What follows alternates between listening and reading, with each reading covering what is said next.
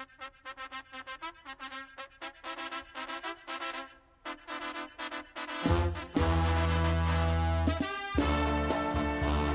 broke my back. What do you mean by that? You broke back is broken. What, a vertebrae or what portion? Spinal. I wish I was 50 years younger and I'd kick your ass. A big shout out to everybody in Riverside. And as a kid, I always wanted to meet Don King. But now I think Don King's a fucking asshole. He's a racist. No. We're not going down that road.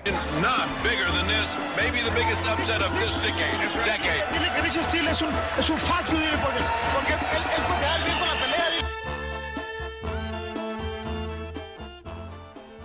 Welcome everybody to the Mr. Boxing Guru podcast. It is me, Sal, Mr. Boxing Guru. Hope everybody's having a great time. Hope everybody's been great. It is the holiday season, so I hope you guys are enjoying it more than anything with your family and friends and whatnot. You know what? I do have to apologize for my absence. I haven't done this in a while.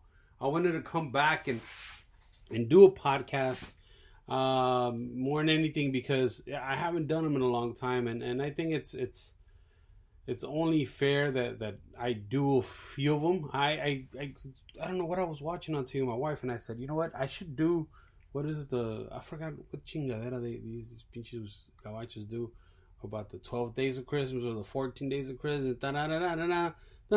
esa madre. So I said, you know what about if I try to do 12 podcasts, from the end of December or the end of November, and today is what? The 30th now. So from the 30th or 29th, I think, because it's still early here in the West Coast. So 10 o'clock. So from the 30th, what about if I try to do maybe about 12 podcasts, which I haven't done in the last 2 years, and try to cram them into the last, month of the year, and maybe I could do it, maybe I can't. I did go on Twitter and ask for people to, what is it that they want to talk about, and there's so much shit in boxing, but I just wanted to do this as an intro to that. Again, I want to be committed to doing it, and here it goes. I'm not gonna do a podcast. I'm not gonna try to go back like months and talk about fights. I mean, we're just gonna go right into it. We're gonna talk about let's see what's in the ESPN what's in the ESPN website. We're going to talk about things that just happen, maybe chismes that happen. So sit along, open up a beer, and let's get to talking. So let's see, right off the bat, the last fight that we just had was this weekend. That was Regis Prograis actually stopped Jose Cepeda to win the WBC crown, which is I didn't see much. I don't know if maybe mentally I just have the WBC blocked and I didn't see much noise from them, but you know what? Good for them and good for Prograis. When this fight first came about, I was like, okay, this is one of those fights that you want to sit there and watch by yourself. And the reason why I say that, and again, that's no disrespect on either, because I really like Prograis. Jose Cepeda, not so much. I think Jose Cepeda is a very opportunistic fighter to be a Mexican fighter. Because here's the thing, with Mexican fighters, they're notorious for going forward and looking for the opportunity, creating the opportunities, making those opportunities, not waiting for somebody else to engage them or whatnot. And that's the thing that Jose Cepeda is. Jose Cepeda is more of he's a counterpuncher. He's a Fallas Paredes, Juan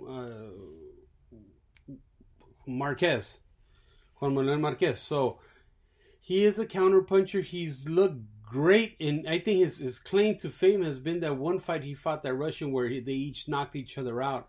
And again, he earned that fight of the year. He earned everything that the claim to fame, but because that Russian guy was so on his ass was the reason why he was actually successful in that fight. If you leave it up to fighters like Jose Cepeda, they will bore you to death because they're going to try to counterpunch everything you do. They look for that opportunity. They don't create opportunities. Again, nothing wrong with counterpunchers. It's just not my cup of tea. Yo que digas que I'm gonna look for. Oh yeah, you know what? And you guys could call me out on this.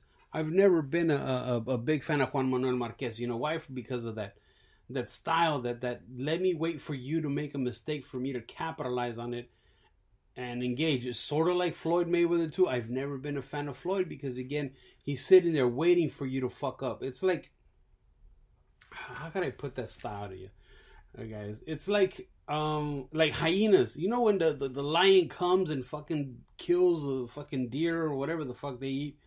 They kill a zebra, and the hyena's waiting for the lion to finish and fuck up and have the carcass. That way they can eat the leftovers. That's what personally I think of a counterpunch. Again, it's just not my style. I'm not saying it's bad. It's just not my style. So that's what I think about fighters like Jose Cepeda, like Marquez, like Floyd Mayweather. They're waiting for you to create that opportunity, for you to fuck up, for them to come and feed off of your mistakes. And the other hand, I've always liked, you know, that classic boxer puncher, that Shane Mosley, that Oscar De La Hoya, that shit. I mean, any classic boxer puncher. I mean, even punchers. I mean, of course, who doesn't like punchers? But like, you know, Chavez, where you go and create an opportunity, you dig in there, you stick a jab in there, and blind, and when the opportunity is right, you capitalize on the work that you have done, not on the work that has been done for you. Again, maybe it's too metaphorical, but this is what I like. It's sort of like in life, you know, you like things that you can relate to. It's just like any job, you know. Every job that I had, I went and got myself. I wasn't waiting for somebody else to fucking retire for me to fucking take over that job. That's the kind of shit I like. And again, taking it back to Cepeda, anybody that I talked to, I went on this podcast, Los Tres Chingones, and I told them, because these guys were very hyped. They were like, you know what, this is fight of the year, blah, blah. And folks that you talk to, yeah, this is gonna Jose Cepeda, you know, it's fight of the year, you know. I'm like, it's like, you know, I don't think so. I think it's great that it's happening, and for other reasons, and we'll kind of get into them a little later. I thought it was great that the fight was happening. I just didn't think it was. And and again, don't get me wrong, it's a good fight. I just didn't think it was one of those fights that deserved a pay-per-view bill. But then again, in the market that we are right now, everything's a fucking pay-per-view. But again, more on that later. It was a good fight. It's a good fight to go to. It was one of those fights that, you know what, if it was like, you know, April, May, June, maybe late August, September, sure, why not? It's a Southern California fight. You go with your compas, you tailgate a little at StubHub, formerly known as StubHub, never known as a Punch Bowl, now known as a Dignity Center. You go chill and have a couple of beers, go with your friends. Pero que digas yo, that you guys will say that, you know what, I'm going to sit back in my house and actually order a pay-per-view. Like most boxing, like you're going to ask a lot of boxing fans to do that? No. Like real hardcore boxing fans, like, you know, nerds like that actually sit in their fucking house and complain and talk on Twitter and whatnot. You're gonna ask those fuckers to buy the pay-per-view? Of course, it's not gonna happen.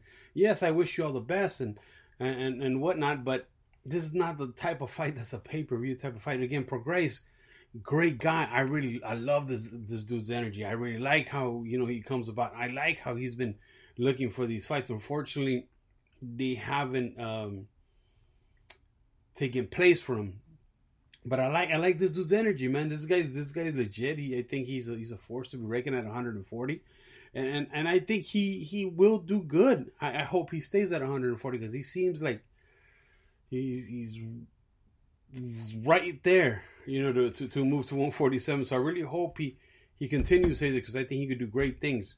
I mean, this is a guy that's been chasing Jose Ramirez, a.k.a. Brandon Rios, for a long time, you know, chasing him down to try to fight him. For some reason, or one reason or the other, the fight has not developed. And I think because Jose Ramirez's manager has been adamant about not making him or almost downplaying Regis Prograis' career, saying, you know what, that he hasn't done enough, he hasn't done this, he hasn't done that. But the fact of the matter is that the skill level's always been there.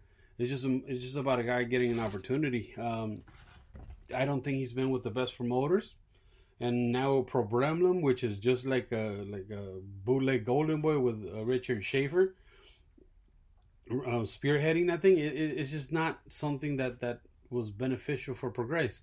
I really hope this opportunity that they both have, Regis Progress and Jose Cepeda, catapults them, or at least catapulted one, because, and again, long story short, very, very long-winded, Jose Cepeda did lose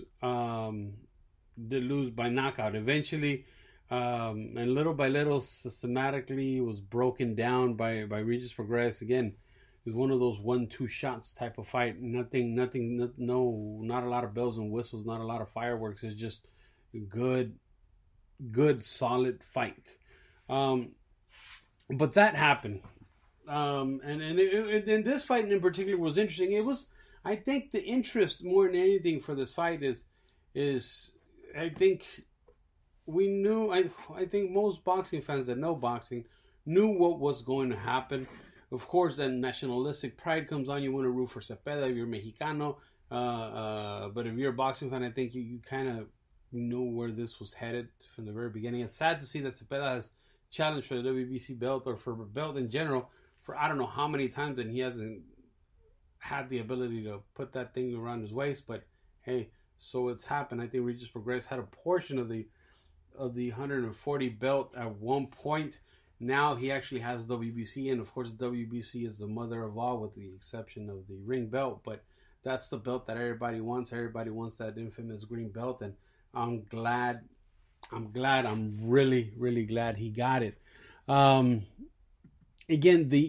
I think the great thing about this event was, I think it was more than anything what who promoted it, how it got promoted, and how did it get to the point, I guess, that it got to. Because from my understanding, this fight, you had the promoters, you had Problemum, you had Top Rank, and they both, of course, they each promote their fighter, and they bidded on this fight. But then came another promoter. And again, I think in boxing has a lot of unwritten rules. And sometimes I think that we're so used to following those rules, or more than anything, these big boxing entities, they're so used to following these rules that they don't necessarily think anybody else is going to throw their hat in the trick. And so what happened here for the Regis Progress and Jose Cepeda fight, here came a unknown to the masses, a promoter saying, you know what, I wanna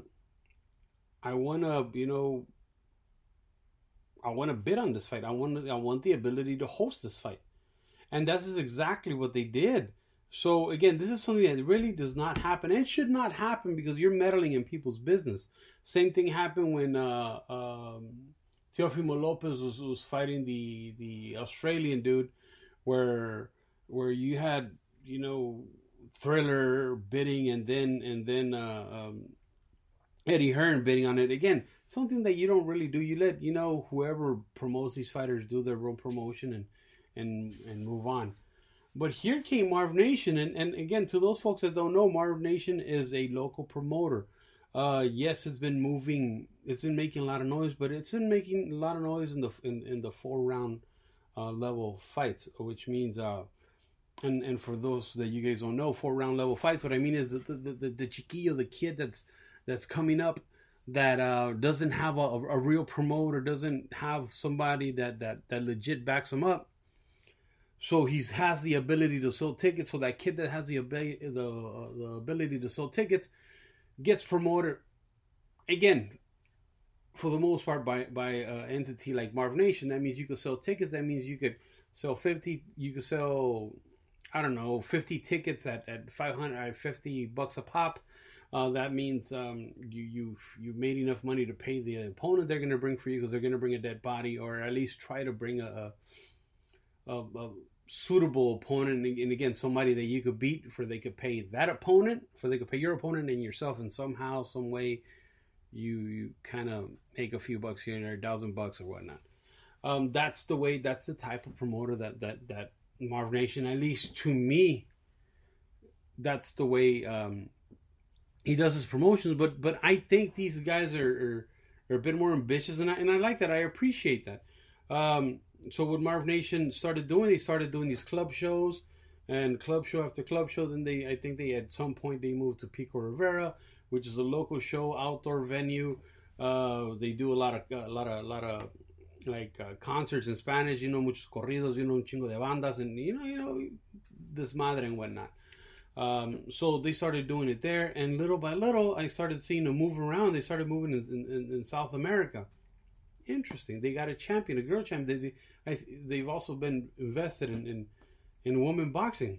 Again, interesting. Not interesting to me, but nonetheless interesting. So they started doing all this, and then all of a sudden they started. I started seeing again. These guys are visionaries. They're at least trying. They're not trying to be weasels and take advantage of the four round fighter.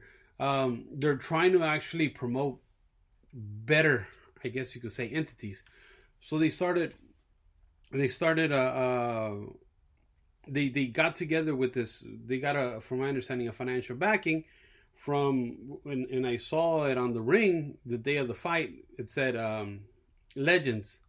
If you guys don't remember who Legends is, Legends was Ryan's manager, Ryan Garcia's manager at one point. I'm not sure if he still has a piece of the pie, but at one point, I believe his name was Roger. And I worked with him when we used to do the boxing rundown in his gym. He used to have this beautiful gym called Legends in the city of Norwalk. But now it almost seemed like he was the financial guru, you could say, of funding, or finding the funding to be able to host this fight. And this fight with Chon Cepeda, and because of Chon Cepeda is the reason why both of these guys made money.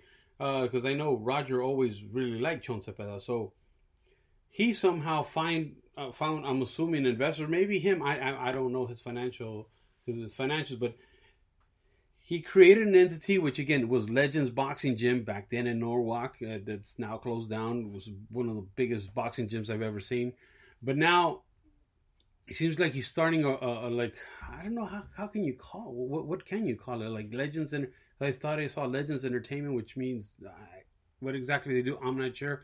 I don't know. They're going to be grabbing fights or bidding on fights that other promoters have and trying to bring them to the masses, which is kind of neat. But what was awkward to everybody is that this fight with Prograis and Cepeda, I mean, I'm no one to tell people what they should make, but it wasn't one of those fights that as a whole you bid $1 million. But this is exactly what they did. They bid over $2 million for this fight, for a fight that again, to the naked eye, again, this is me, to the naked eye, I don't think these guys will sell a pay-per-view. I don't know what the numbers are going to be, but I think the real story, again, to kind of come back full circle to it, is the big story to this fight was never about Prograis and Cepeda. The big story was this fight going to get made, because you're grabbing, it's almost like a Cinderella story where you're grabbing a local promoter, a 4-round fighter promoter, and you're making them stage a championship level fight. And that was, I still, till they walked in the ring, I did not believe this fight was going to take place.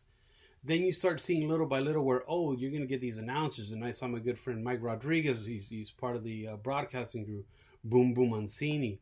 Then I saw a good friend of mine, Beto Duran, hosting the I'm not sure if it was weigh-ins or whatnot, or press conferences from yesteryear. And I was like, okay, so these guys are getting legitimate professional folks to come host it. So little by little, I saw it to fruition. I was very skeptical. Not that I wanted them to fail, but I was very skeptical of the whole thing. And little by little, they created something very nice. of course, there's always problems with stuff like this, especially when they're new. But they created something from a 4-round promoter to putting on a great event in Southern California. I think the next go around, if they have the opportunity to do it, I think they could do it much better. For example, I to at least my circle, I've said, you know what, this is a bad idea because it's on, it's in November. It's the end of November in Southern California where it gets 50 degrees. To most folks, 50 degrees doesn't sound like much. To Southern California folks, 50 degrees, people don't really go outside anymore. And you're asking them to go to an outdoor venue where there's a 50-50 shot that it actually might rain. That's very dangerous. On top of that, you're making it the weekend after Thanksgiving. That means, notoriously, that is the most traffic weekend of the entire U.S. That means everybody's traveling, and most people from Southern California are not from Southern California, so they're traveling either back east to the Midwest, you know, and whatnot, or even to Mexico. They're traveling to see their family, so I knew that the ticket sales were going to hurt.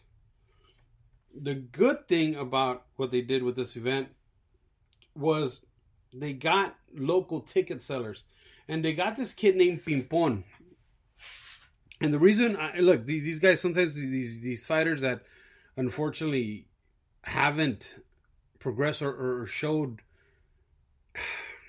man, I don't want to sound like an asshole, that showed any talent or extreme talent to compete at a world level that you could see at a very young age. I don't really pay much attention unless I'm working with them with Adidas or whatnot.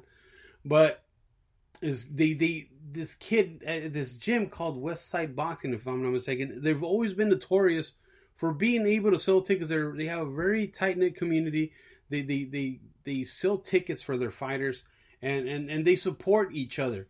So this kid Pimpon, I feel bad for laughing at this, but they brought him in to support the undercard, and they brought this kid in and they told him, you know, go get ready. And again, I'm paraphrasing, so don't quote me on any of this. Be ready by like 4:30. That way you go in as soon as the card starts. You know, we could go pre pay-per-view, pre beginning of the pay-per-view. So they get this kid ready, you know, starts warming up. He's ready to go, 4:30. And this is, I'm watching on their Instagram stories because, well, I watched them a day later because it was brought up to my attention. So yeah, you see this kid, you know, he's got a sombrero ready, you know, and boom, boom, boom, he starts shadow boxing. Boom, they tell him, okay, you know what, you're not going in yet. We traded, what we need you to do is be the swing bout. For those of you guys that do not know, the swing bout means that you could go in at any time independent of if there's a knockout, because every fight that's assigned is associated with a lot time, you know. So if it's a 6-round fight, you know, you get, you know, a certain amount of minutes, you know. If it's a 8, 10, so they get in a lot of time. So if there's a quick knockout, boom, they could throw you in. They could tell you to warm up for a little bit. You go in there and fight. So they told him he was a swing bout. He was going to go in, you know, at 3 to get ready at 3 something. Then again at 8. Then I think then at 8, I think they told him, you know what, you're not going to go in, and you're not going to go in the fight, but you're gonna fight actually after the main event. So pretty much when everybody's gone. So they wanted this kid named Pimpon. I don't know the name. Just I keep saying his name, but I don't even know the kid's name. But it keeps resonating in my head because I remember this lullaby. What do you call it? Lullaby. That my mom Pimpon es un muñeco. Anyways, long story short, I remember that name. But they told him, all right, you're going in after the fight. So by this time, you know, you got to understand, you know, us as athletes, we don't understand. But you got to warm up. You got to get your body warm. You're ready to go. You sweat. You bring up a sweat and you're ready to fight. So they made this kid do that at 4, glove up, or 4:30, I'm sorry, glove up, and then wait again. Then they told him not to get ready yet. Then again around 8 o'clock. Glove up again. I'm not sure they had to take his gloves up or he had his gloves on all the time. So imagine this. He's got to take a shit, got to take a piss. Who's going to grab his dick? Who's going to fucking wipe his ass? Because he already has gloves. Again, I don't know the particulars. I wasn't there. but I don't know if they had to remove the gloves or re-add the gloves and whatnot. But you'll get one pair of gloves, after you pick them, you're ready to fight now. But anyway, long story. Then you tell him after the fight, he's going to fight after the fight. And after the fight, and again, I'm not getting the story from Arm Nation. I'm just getting the story based on these folks' Instagram stories. But after the fight, what they do, after the fight, they tell him, you know what? Nah, this fight's not going to happen. So this kid must have sold them, I don't know how many tickets that they said they sold, but they must have sold, I'm assuming like 300 tickets, because those folks, they told this kid's fans and that gym that was there from very early to be ready at 4 o'clock.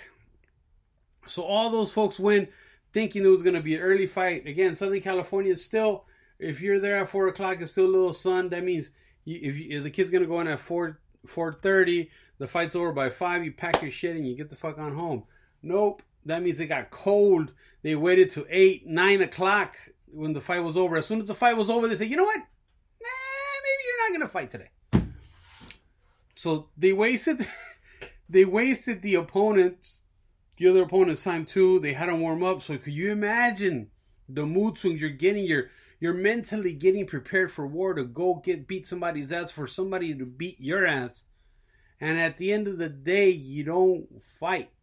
And from the videos that I saw, there were still people screaming "ping pong" at 8, 9 o'clock, and the vato, putting down the ring was fucking taking the ropes off, and there's the people saying "ping pong, ping pong, ping." What the fuck? Where the fuck is ping pong? That's part of the problems that happen with local promoters and when you're not used to doing certain shit. I'm assuming Marv Nation had nothing to do with it. At that point, it was just bad scheduling. And by the time they told him we want to go back in, I think by that point, the State Athletic Commission would have been on overtime, so they would have said no. Or they probably told him, no, there's too late to do a fight. We can't do the fight anymore. And I'm assuming that's what happened. Because, California is California. Look, again, California is always with the bullshit. But to me, that was the more interesting portion of the show. It's fucked up. It's funny. It's fucking hilarious because it didn't happen to me. If it happened to me, I would be fucking pissed. I would be slapping the shit out of everybody in Marv Nation if I could. But again, it didn't happen to me. So Marv Nation, I hope they do right. I hope this kid still gets paid. Because again, he from what I've seen, from what folks told me, because I didn't go to the fight, but what folks told me when they went to the fight, they say all they would see at these West Side Boxing Gym or Wayside, I don't know what it is, but they're boxing shirts and they were all over the place. So they were really deep. So they were essentially brought in as a ticket seller because, let's be honest, it seemed like a ghost hunt. Maybe they sold, I don't know, 1,000 tickets. 2,000 in religion, because every that's a good thing about me. I don't ask for shit, but I do get a lot of pictures, especially if they're funny. So every time I saw pictures of StubHub, it looked like there was about 40 people there. Of course, they're very angled pictures, and certain areas are blocked off, but it seemed like very angled pictures, so not everything populated. At the end of the night, based on the pictures I saw, I would say maybe about 1,000 people were there. I know Fernando Vargas kids, the ones that Top Rank didn't want, they were there too, so they fought as well. So it seemed like they brought in as much local talent as they possibly could. I think Marv Nation's the guy, I don't even remember his name, but I think he has some kids that actually box, so I'm assuming they were able to sell some tickets as well. So it seemed like an overall successful card, except for that minor note. And of course, every time there's something bad that happens, it has to be amplified. And that's why here I am talking about still waiting for Ping Pong. Let's talk about what we have left, because guys, that's my story on the Progress. I know I like the backstories, and I don't know if you guys like them. You guys listen to me, please tell me or not. And make sure you guys like and subscribe if you guys listening to on YouTube. Like and subscribe if you guys are listening to Spotify, Spotify or what's the other one? Apple iTunes. Make sure you guys leave me a review. I haven't seen a review in like a year. Again, my fault because I haven't been asking for them. But if you guys can please leave me a review. I know we're like halfway done with the podcast, like 30 minutes in. But yeah, please leave me a review. There's so much stuff that I didn't talk about throughout the year, and I didn't get to talk about it now. It seems like old news, but we will talk about key dates that are coming up. We have on we have in Arizona, in Glendale, Arizona, we have, and this is this weekend coming up, we got Chocolatito, la leyenda de Chocolatito. Roman Gonzalez fights Juan Francisco Estrada. We'll get to that in a second. And on December 10th, from Omaha, Nebraska, we got Terrence Crawford versus some dude named David Kardashian or something like that for Crawford's WBO welterweight title belt.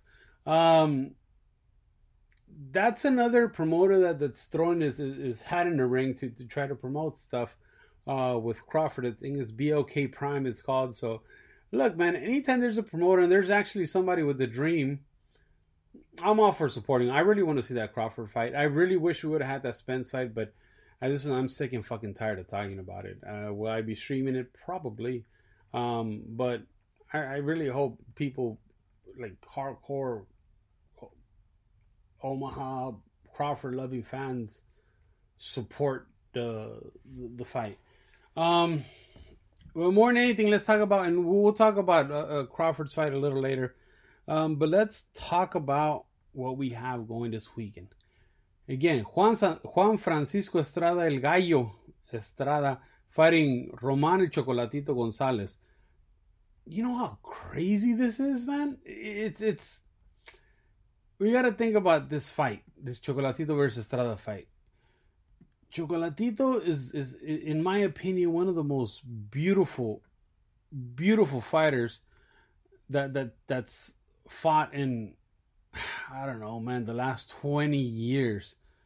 And again, I know it's an acquired taste, but I don't know, man. This is, to me, I've enjoyed watching his career. I enjoyed putting Chocolatito in his shirt.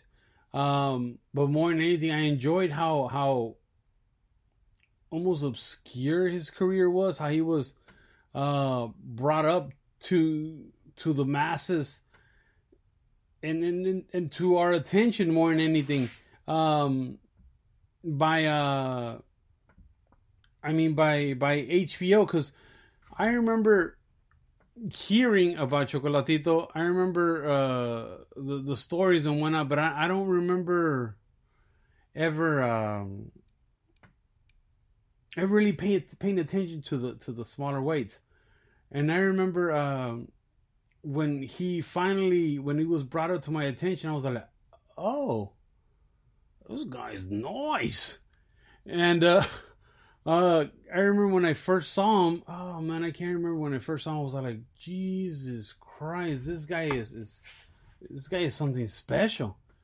This guy is something special, because I think here in the US, we were so enamored with the bigger weights, and with the bigger weights, I mean anything above 147, anything above, I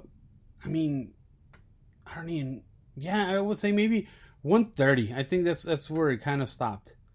130, 135, 140, because I think from 130, 35, then you had the Barreras, I think at some point at the 126s, but I mean really, it was anything above that really was shown on pay-per-view. So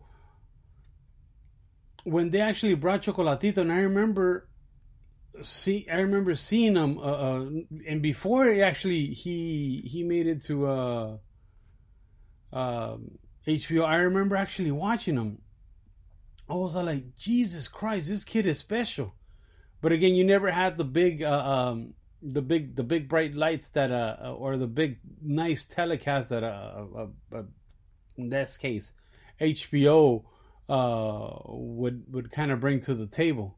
And to see that from him, it was when I finally got to see him live, I thought it was thing of beauty.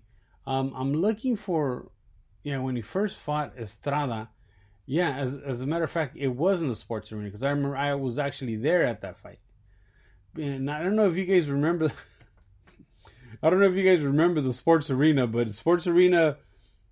One, there was no internet. There was no internet there. There's no no cell service. So it's just a weird. It was a weird spot to watch the fights. Now it's where the Bank of California, I think it's called, where the soccer guys are at. So now it's a very nice place, but before it was LA Sports Arena, just a raggedy ass place. So actually, when they actually fought, I remember actually being at that fight. It was one of those fights I remember we went. I forgot. I think I went with some media guys too. I remember where everybody was trying to like jot shit down and live post about it and it came to a point where, like, you know what, fuck it. Everybody just sat down. There was no internet. There was nothing to report, and just sat there and enjoyed the shit out of this fight. And it was a beautiful fight. It was a fight that Chocolatito won by decision, but it was a fight that I think most folks weren't that comfortable with the decision. A lot of folks thought that Gallo had actually won the fight. And again, we're talking about back in, just to put it in perspective, it was 10 years ago. It was almost 10 years to the day. This was on November 17, based on BoxRec. Again, November 17 when Chocolatito first fought Estrada. And then you kind of, when you fast forward to, what was it, like last year or 2 years ago? So from 2012, who's this fucking guy? So from 2012, let's see. See, when did he fight him again? Was it last year? Yeah. Yeah, it was in 2021. So almost, 9 years later, he fucking fights him again. And he fights him, where did he fight him? In Dallas. And this time, a split decision. And this is one of those fights that I think a lot of folks thought that Chocolatito had actually won, and they gave it to Gallo. My thing is, I don't know, man. This fight, I don't even care who wins. Of course, I'm a root for the Mexican, but Chocolatito, I think, just has a special place in most folks' hearts, most hardcore boxing fans. And you got to thank HBO for bringing them to the masses, because he brought it to our attention. Then I think, and that's when I think Loeffler was working with HBO, or not with, but they were getting him fights, and I think Tom Loeffler started doing the Superfly, and at the Forum and whatnot, and it was just great events. And that's when they kind of brought in the the other little guys. They brought in the what was that one weird dude, Carlos Cuadras, and I remember him fighting McWilliam Arroyo too as well. Brian Viloria, the fight that he had with Brian Viloria was fucking great. And it was just nothing but great fights. So anytime Chocolatito actually steps into a ring, I think it's something that I think for the most part, boxing is very divided. No, sometimes being divided, it's fun because you gotta have your guy to cheer for. I think a nationalistic pride sometimes gets shamed because people think it's racist because, oh, you go for the Mexican, why? Because you're Mexican. Yeah, kind of, because that motherfucker looks like me. Or when the black dudes, rock with a certain fighter regardless of what he does, or doesn't fucking matter. You rock with the fuck you identify with, and I'm not fucking mad at him. And sort of like the white guys when Caleb Plant started fighting, and they finally had somebody to fucking root for. Why fucking not root for this motherfucker? You fucking earned it. So. Again, nationalistic pride sometimes comes, and I don't even know how the fuck I started talking about nationalistic pride. But nationalistic pride, I want to root for Gallo, but again, it's just Chocolatito's found a way to bring a lot of folks together, regardless of where they were from, whether they were black, Mexican, white, Asian. It didn't matter, especially because Chocolatito fought a lot of the times in Asia. He was just that type of fighter, and there's certain humbleness that he appears to have, whether it's fake or not. He comes across as a very non-hateful fucking person. When in a time where we're full of swaggy fucking bitch-made dudes that are delusional like Teofimo Lopez. He's a breath of fresh air. When he gets knocked out or it doesn't go his way, he's first thing he says, what, God comes first. Even if you're not religious, it kind of like you kind of step back like and you think like, okay, yeah, this is kind of neat. This is a man's man.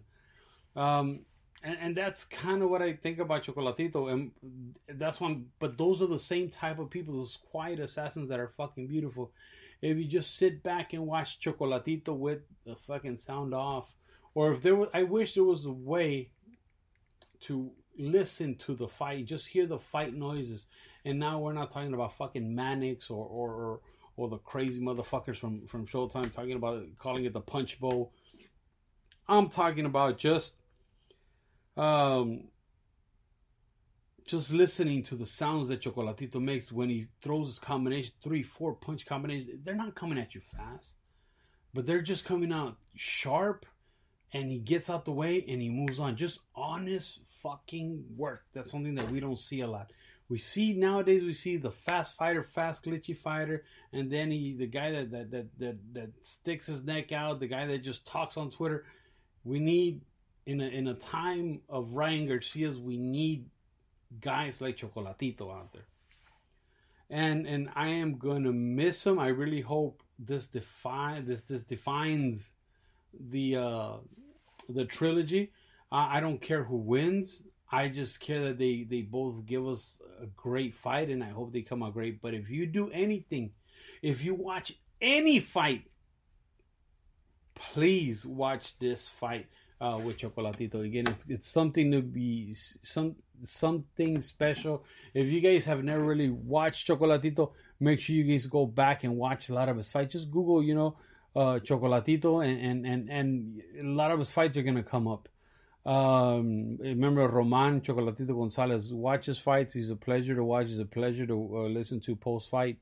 I really think he's that guy, and I hope they both give us a fight. And I know I'm focusing a lot on Chocolatito, but Juan Francisco Estrada too, man. He's very humble guy, very quiet, doesn't say a lot of noise. I think I've seen him one time at have a human moment where I saw him kind of cry, and I think that was in the Un Round Mas podcast with Eric Morales. Very interesting individual, and I think if we sit back and listen to a lot of these fighters, we see that most of us couldn't become fighters. I mean, shit, I know I tried lacing up the gloves when I was a kid. That shit wasn't for me. When I was getting my fucking ass beaten too, I was not about that life. So to be a fighter, and I'm guilty of this shit. I talk a lot of shit, but the fact of the matter is, to be a fighter, you really need to be a special human being. Chocolatito is that. Juan Francisco Estrada is that. Watch this fight. It's going to be on DAZN. It's in Arizona. If you're an Arizona person, go watch it. I know there's folks traveling to Arizona, to go watch it. But again, if there's a fight, there's a reason to go to Arizona is to watch this fight, besides spring training, of course, for baseball. Guys, we're going to leave it at that. This is part 1 of my 12 podcasts before the holidays. Hope you guys enjoyed. I hope you guys stayed to the end. Make sure you like and subscribe. Make sure you guys leave me a review if you guys can. We're going to try to stick this on YouTube as well. Again, thank you guys so much, and see you in a few. Thank you again for I was going to say thank you again for, I don't know what I was going to say. Thank you guys so much for listening to the Mr. Boxing Guru podcast. Adios.